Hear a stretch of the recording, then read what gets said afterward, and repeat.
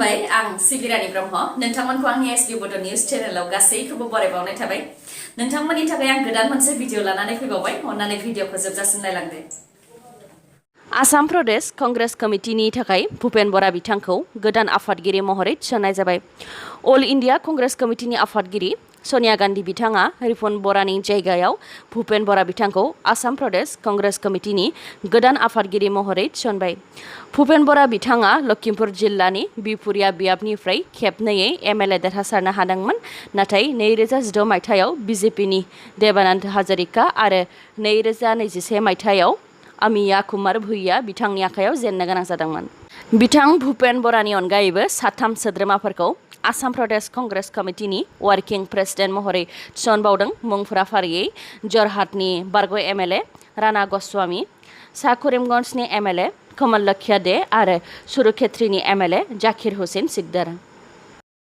थांनाय शुक्रबाराव हरखाब बारहुंखा बारनाय आरो सारन्थाइ गावनाय जाथायाव सारन्थाइ गावजानानै गासै 4 सुबुंनि जिउ खहा जादों आरो 5 जोखोम जादों दुधनै पुलिस थानानि सिङाव थानाय आमजङा गामिनि आबाद फोथाराव आबाद मावफुबाय थानाय समावनो हरखाब सारन्थाइ गावनायाव 2 सुबुंनि जिउ खहा जादों आरो 5 जोखोम जादों जिउ गोमानाय 2नि मुङा रणति बर' आरो नामेश्वरी खाख्लारि जोखोम जानाय 5नि मुङा फारियै अजित खाख्लारि बिश्वजित खाख्लारि अनजालि खाख्लारि जाहानाबी खाख्लारि आरो प्रतिमा खाख्लारि जोखोम जानाय 5खौबो उनाव फाहामथायनि थाखाय देहा फाहामसालिसिम लांनाय जादों दुधनैनि अनगायैबो धनुभांगायावबो सारन्थाइ गावनायजों 2नि जिउ खहा जादों मुंफोरा फारियै ध्रुवज्योति राभा आरो कमल कलिता हरखाब फैनाय बारहुंखा अखा आरो सारन्थाइ गावनायजों सुबुंनि जिउ खहा जानायजों लोगोसे माखासे जिल्लाफोराव गाज्रियैनो गोहोम गोग्लैदोंमोन जेरै न'-बां दंफां लाइफां आरो मोब्लिब खुन्थियाफोरा बारजों बुखारजानानै थेर-बेथेर जादोंमोन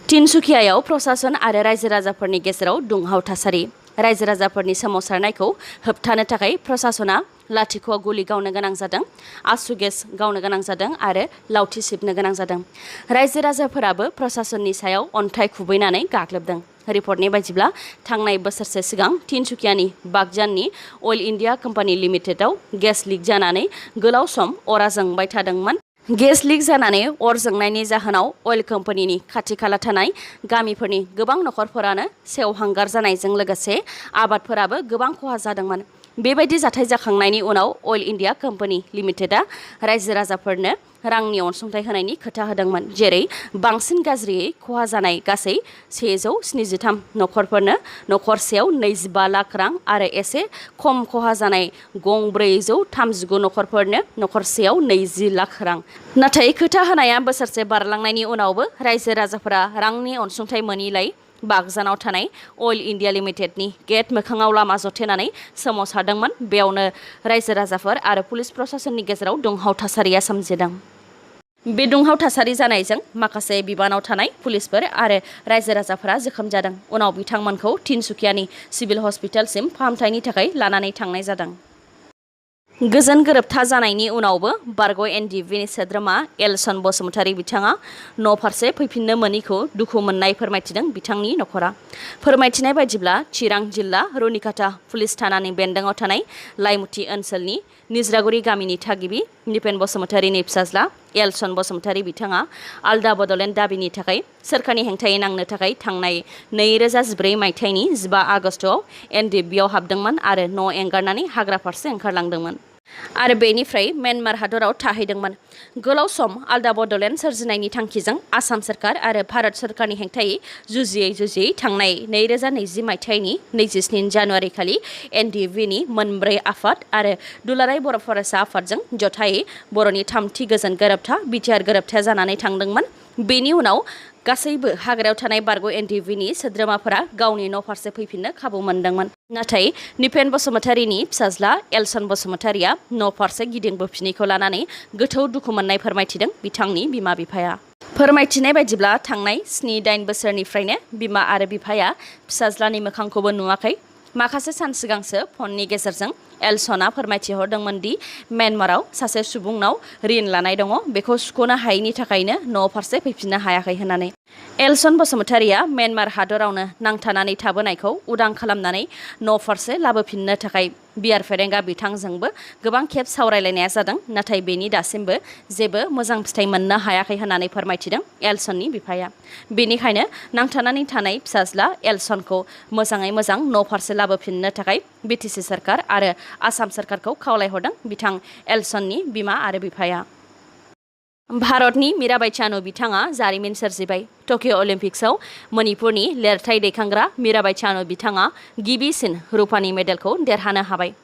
49 केजि खथायाव बिथां मीराबाई चानुआ 115 केजि आरो 87 केजि गासै 202 केजि लिरथाय दैखांनो हानानै भारतनि थाखाय रुपानि मेडेल देरहानो हादों। आरो चाइनानि हौ जिहुई बिथाङा 210 केजि लिरथाय दैखांनानै सनानि मेडेलखौ देरहासारनो हादों। मख'नो गोनांदि थांनाय 2000 मायथाइयाव कर्नाम मालेश्वरी बिथाङा सिडनी अलिम्पिक्सआव लिरथाय दैखांनायाव मेडेल देरहाखांनायनि उनाव बिथां मीराबाई चानुआ लिरथाय दैखांनायाव मेडेल देरहासारनो हानाय नैथि गेलेगिरि। मणिपुरनि 26 बोसोर बैसोनि मीराबाई चानु बिथाङा थांनाय 2014 मायथाइयाव कमनवेल्थ गेम्सआव रुपानि मेडेल आरो थांनाय 2017 मायथाइयाव वर्ल्ड वेट लिफ्टिं चेम्पियनशिपआव सनानि मेडेल देरहासारनो हादोंमोन। मख'नो गोनांदि 23 जुलाइनिफ्राय जानाय टकिअ अलिम्पिक्सआव फार्स्ट ग्रुप मेचआव इन्डियान हकी टीमआ निउजिलेन्ड हकी टीमखौ 3-2 गरजों फेजेननो हानानै देरहासार जानो हादों। नाथाय इन्डियान वमेन्स हकी टीमआ नेदारलेन्डनि आखायाव 1-5 गराव जेननो गोनां जादों। टकिअ अलिम्पिक्सआव दासिम चाइनाया 3 सनानि मेडेल आरो 1 ब्रन्ज देरहासारनो हानानै सेथि पजिशनाव थानो हादों। इटलीया 1 सनानि मेडेल आरो 1 सिलभार मेडेल देरहासारनो हानानै नैथि पजिशनाव थानो हादों। जापानआ 1 सनानि मेडेल आरो 1 सिलभार मेडेल देरहासारनो हानानै थामथि पजिशनाव थानो हादों। साउथ करियाया 1 सनानि मेडेल आरो 2 ब्रन्जनि मेडेल देरहासारनो हानानै ब्रैथि पजिशनाव थानो हादों। इकुवेडरआ 1 सनानि मेडेल देरहासारनो हानानै 5थि पजिशनाव थानो हादों। मख'नो गोनांदि भारतआ 1 सिलभार मेडेल देरहासारनो हानानै 12थि पजिशनाव जायगा आवग्रिनो हादों।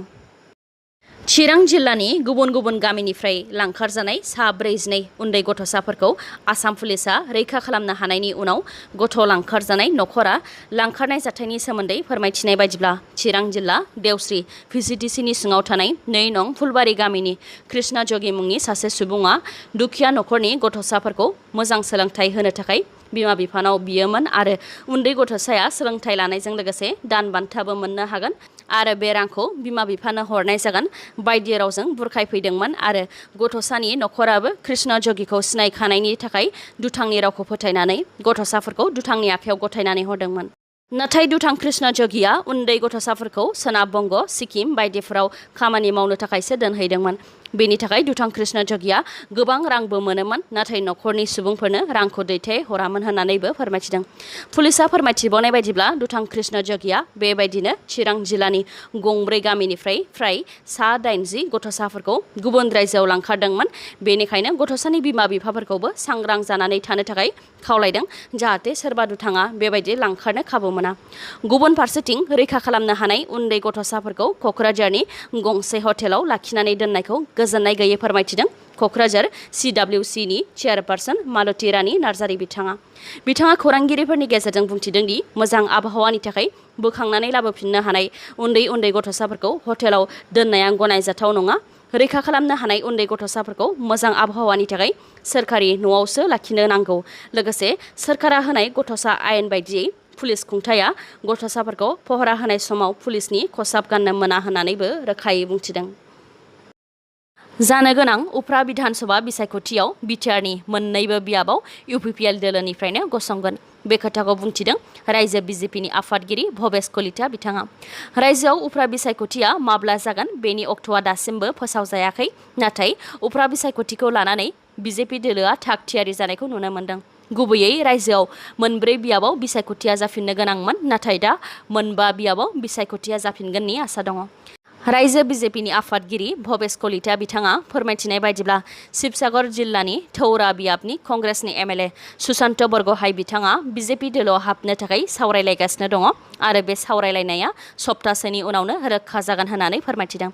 जुदि बिथां MLA सुशान्त बरग'हाइआ बिजेपि दोलोआव हाबहैयो अब्ला रायजोआव 5 बियाबाव उफ्रा बिसायख'थिया जाफिनगोन। 5 बियाबफोरा माजुलि, मरियनी, तामुलपुर, गसाइगाव आरो थौरा बियाब।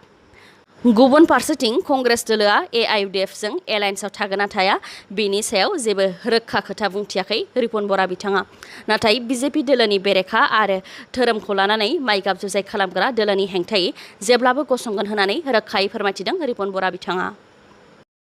क'क्राझार जिल्लानि गसाइगाव महकुमानि सिङाव थानाय दुमबाजार गामिनि रायजो राजाफोरा माइरं रानग्रा डिलार रुष्ण बसुमतारीनि सायाव जाख्ल'नायनि अजद होदों आरो खोला दुमबाजारखौ आलदा खालामनानै गोदान डिलार थिसननांगौनि दाबि खालामदों रायजो राजाफोरा। रायजो राजाफोरा फोरमायथिनाय बायदिब्ला दुमबाजारा मोननै बाहागोआव रानजानाय मोनसे गुवार ओनसोल जायखौ सा आरो खोला दुमबाजार बाहागोआव राननाय जादों। दायो बे मोननै ओनसोलनि मादाव खोला दुमबाजार ओनसोलनि रायजो राजाफोरा गावसोरनि डिलारखौ सा डिलारनिफ्राय बोखावनानै होनो थाखाय खावलायदों। रायजो राजाफोरा अजद होनाय बायदिब्ला डिलार रुष्ण बसुमतारीया मोननांगौ माइरं आरो केरासिनखौ नांगौ बायदि समाव होनो नाजाया आरो खम बिबाङाव रानो आरो आग्लायनायनि सायाव जाख्ल'नाय हाबाखौ मावो। बेनिखायनो बिथांखौ सोलायनानै खोला दुमबाजारनि थाखाय सासे गोदान डिलार थिसननांगौ होननानै BTC सोरखारनिसिम दाबि खालामदों ओनसोलनि रायजो राजाफोरा। सेप्तेम्बर दाननिफ्राय हादोराव उन्दै गथ'साफोरनो COVID-19नि भेक्सिन होनाय हाबाफारिया जानो हागौ। बे खोथाखौ एम्सनि गाहाय डक्टर गुलेरिया बिथाङा फोरमायथिदों। बिथाङा फोरमायथिदों दि उन्दै गथ'साफोरनाव COVID-19 भेक्सिन थुनो थाखाय फार्मासिउटिकेल कम्पानि जाइडस केडिलाया ट्रायल डाटा जमा खालामदों, नाथाय दासिमबो गनायथि मोनथ'वाखै। भारत बाय'टेकनिकनि COVID-19 भेक्सिन क'भेक्सिनखौ होनो थाखाय गथ'साफोरनि सायाव ट्रायल खालामनाया आगस्त नङाब्ला सेप्तेम्बर दानाव जोबहैगोन आरो गुबुन मोनसे COVID-19 भेक्सिन फाइजारखौ US आव गथ'साफोरनो होनो थाखाय united states food and drugs एडमिनिस्ट्रेशना गनायथि होखाबाय। बेनिखायनो सेप्तेम्बर दाननिफ्रायनो हादरावबो उन्दै गथ'साफोरनो COVID-19 भेक्सिन होनाय हाबाफारिया जानो हागौ होननानै फोरमायथिदों डक्टर गुलेरिया बिथाङा। बेंकआव साख्रि होगोन होननानै रां जाख्ल'नायनि दायाव गुवाहाटि पुलिसा सानैखौ हमदों। हमजानाय सानैनि मुङा कौशिक तालुकदार आरो मानास तालुकदार। हमजानाय सानैनि अनगायैबो दिपज्योति सयकिया आरो जनाली डेका सानैया खारखोमानानै दङ। दुथांफोरा कअपारेटिभ बेंकआव साख्रि होगोन होननानै गोबां सुबुंफोरनिफ्रायनो रां लादोंमोन आरो गोबांनोनो कअपारेटिभ बेंकनि नंखाय एपइन्टमेन्ट लेटारबो राननानै होदोंमोन। नंखाय एपइन्टमेन्ट लेटार मोननो हानाय सासे सुबुङा आसाम पुलिसनि DGP बिथांनो कमप्लेन होनायावसो बे जाथाया सोराङाव फैदों। दिनैनि भिडिअ'आ एसेनोसै। गाबोन आरो गोदान भिडिअ'जों लोगो मोनफिनबावगोन। नोंथाङा दासिमबो आंनि चेनेलखौ साबस्क्राइब खालामाखैबा अन्नानै साबस्क्राइब खालामदो, लोगोसे लाइक, कमेन्ट आरो शेयार खालामनो दाबाव। गोजोन्थों।